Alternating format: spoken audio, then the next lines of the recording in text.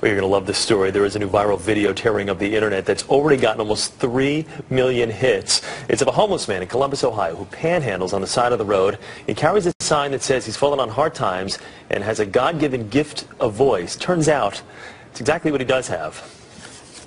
When you're listening to nothing but the best of oldies, you're listening to Magic 98.9.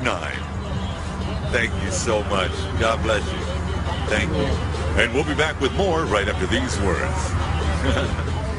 And that man's name is Ted Williams, and he joins us exclusively here on the early show this morning. Ted, good morning. How are you? I'm fine, thank you, and good morning to you too, sir. I just want to hear you talk. Ted, just read something. First of all, congratulations. And let me just ask you right off the bat, what's it like to go from being homeless and on the side of the road with a sign in your hand to now overnight you are this sensation and people can't get enough of you right now? Oh my God, it's just sensational for one. It's numbing for another, overwhelming. I mean, there's so many words that I just, oh God, it's just amazing. I feel like, well, I've already been characterized as the Susan Boyle. You know, I'm just so happy. And watch the CBS Evening News with Katie Cook. No, I just teasing right now. Or Ted, nice. You could remind people to watch the early show with Erica Hill and Chris Raggi. Give it a shot. Go ahead. I would love to be able to watch the early morning show on CBS with Erica and Chris, or Chris and Erica. Weekday morning. We've got right both here options. On CBS. Wonderful. Ted, have people started to, because I imagine you said it's sort of surreal, and I'm sure it's still sinking in, though. Have people started to come out of the woodwork? Anyone coming out and saying, oh, Ted, I remember you. I knew you had that voice way back when? Yes, ma'am. Well, some people have called me since then. I managed to get a cell phone, but people have called me and said, I knew you were going to do it eventually. I knew you know, people. My mom is just really, I'm going to be going to New York hopefully this afternoon, and please, I apologize. I'm getting a little emotional. I haven't seen my mom in a great deal of time since then, but she doesn't believe it. She's 92 and she lives in Brooklyn, and I was born and raised in Brooklyn in the Bedford-Stuyvesant area, right in around Bergen and Buffalo, Atlantic Avenue, Flatbush, and you know that area.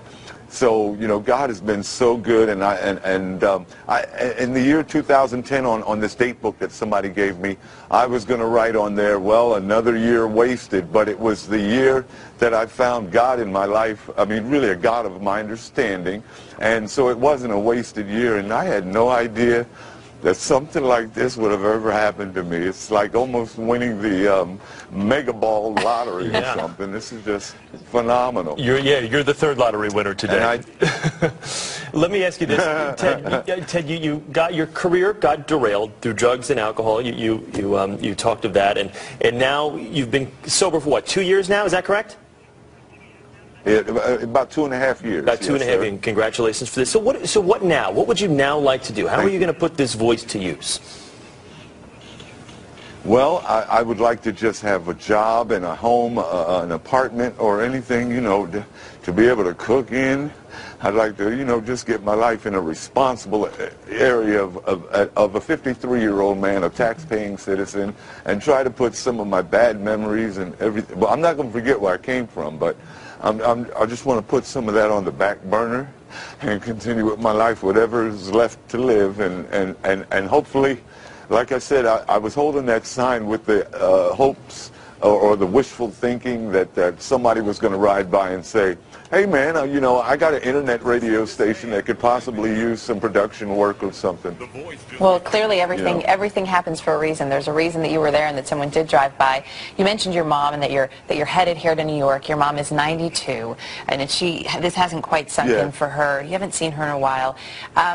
I imagine for her this is really a dream come true too. Was she worried that maybe you wouldn't be able to pull out of that low place where you had been? You know, one of my biggest prayers that I sent out was that she would live long enough for me to see me, you know, rebound or whatever.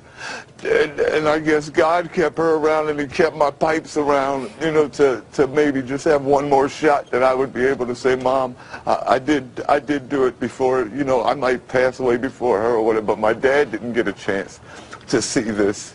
but God is good, and the only difference between now and the time that I did have some kind of a heyday or a successful life is that now I'm more appreciative of life. I'm not taking it for granted, and I am thanking the Lord every day. Even if this didn't happen, I was still on that road. I thanked him and had a, my hour with God. I called it my hour with God. Sometimes I would make $25 in an hour. Sometimes I'd make 25 cents in an hour, but at least I would talk to God. I'd get mad at some motorists who would pass by and say, oh, look at that guy who's going to, little did they know. I would have my little mumbles. Little did they know. Well, Ted, you know what? You've put us in great spirits today. Before we let you go, real quickly, say, now batting for the Boston Red Sox, number 9, Ted Williams.